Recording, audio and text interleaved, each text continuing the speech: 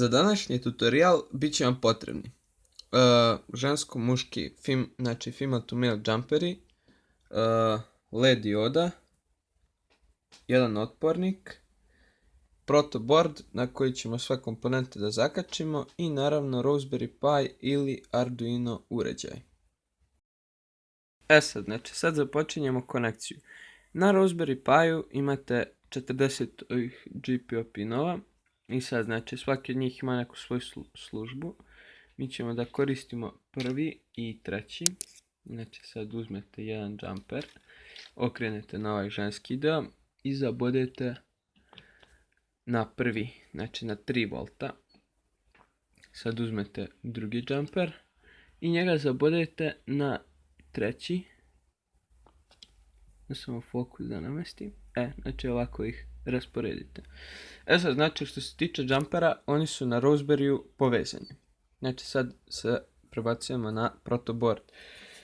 Sada ću početi od otpornika. Uzmete ovakav jedan otpornik i stavite jednu nožicu evo ovdje, a drugu bodete u jedno, u neko drugo polje. Sad da vidimo gdje. Evo ovako. Sad otpornik je uspešno postavljen. Sad što nam treba dalje? Uzmete jednu ovu LED diodu i sad ona vidite ima dužu i kraću nožicu. I sad ovu dužu nožicu stavite u kolonu u kojoj nije ništa povezano. Stavite ga ovdje. A kraća nožica, evo da vidite. Kraća nožica ide direktno na nožicu otpornika. Užasno je teško snimati jednom rukom, a drugom raditi, tako da...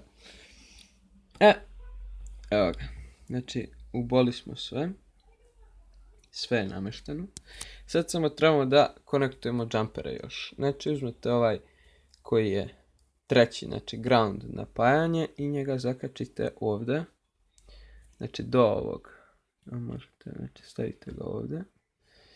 A ovaj beli koji smo uzeli kao naponski, njega stavimo pored.